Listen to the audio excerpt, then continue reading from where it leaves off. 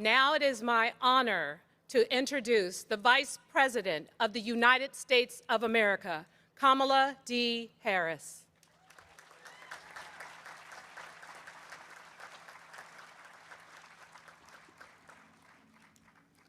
Thank you, Mayor Breed. To Catherine, Eileen, Rick, and the entire family, and to all the distinguished guests who are gathered, it is my honor to be here with you today. Dianne Feinstein was an icon of California.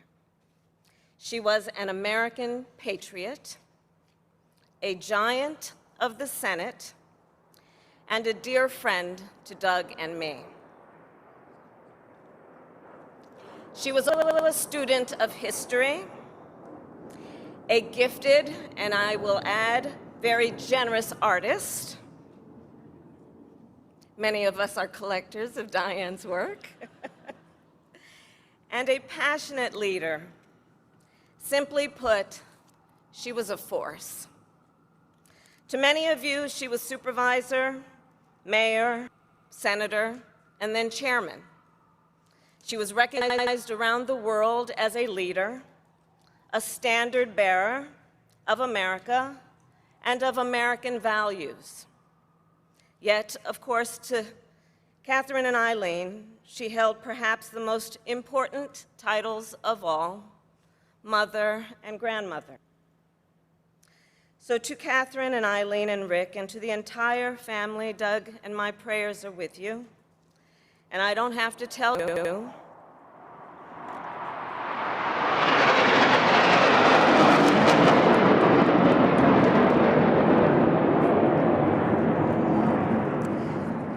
that it is not easy.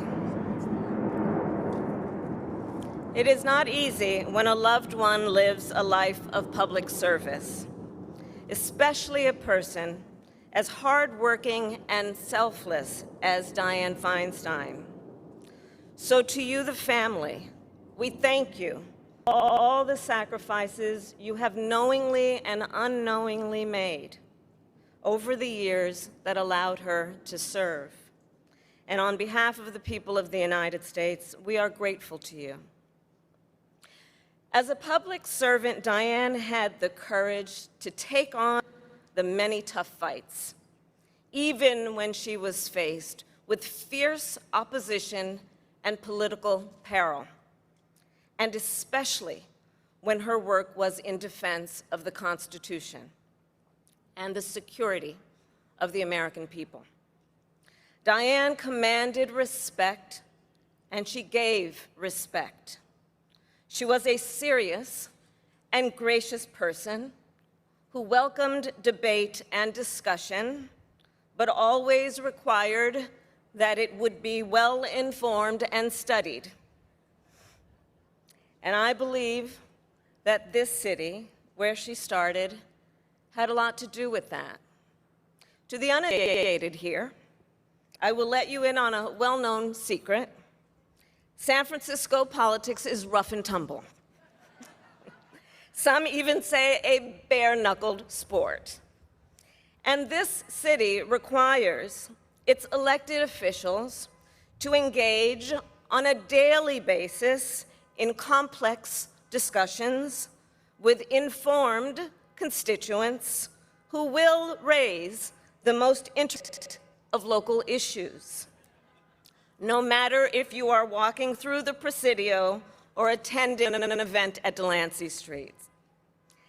And this environment, I do believe, guided Dianne's style of leadership, even after she reached the heights of national and global power.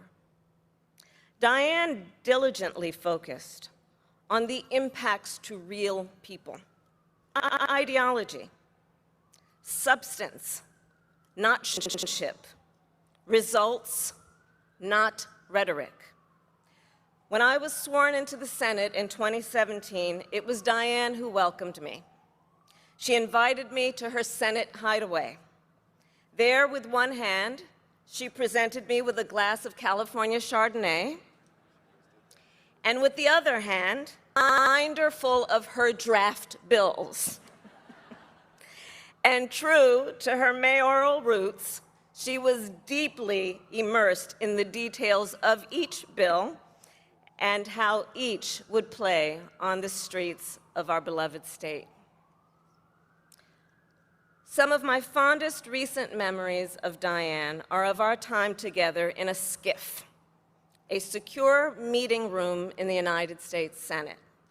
Every week, members of the Senate Intelligence Committee would walk into that wood-paneled room, no cameras, no public, no devices.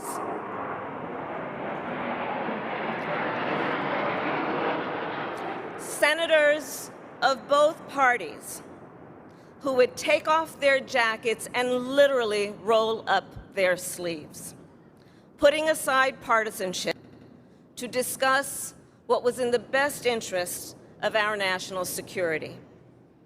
There, we would review classified materials and receive updates from the heads of the CIA, our intelligence community, and the United States military. And God forbid if one of them gave an evasive answer. Dianne, with her trademark grin, would pause, lift up her memo. Others of us on the dais, quintessential Dianne at her best. So as I close, allow me to turn back the clock 30 years to Tuesday, November 3rd, 1992. I was a young prosecutor at the Alameda County District Attorney's Office. And on that evening, I left my home in Oakland, got in my Toyota Corolla, and drove across the Bay Bridge to the city. I pulled into the Fairmont Hotel, and I walked up to a huge and packed ballroom. There on stage stood Dianne and Barbara Boxer, hands raised in what the nation would name the Year of the Woman. We celebrated an historic feat.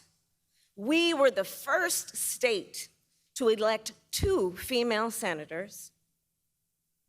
And that night, we celebrated Dianne, who the next day would take office as the first female senator ever for the great state of California.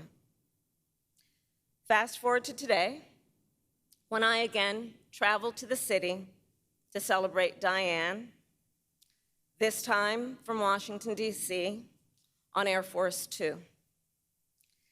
Dianne, the women of America have come a long way.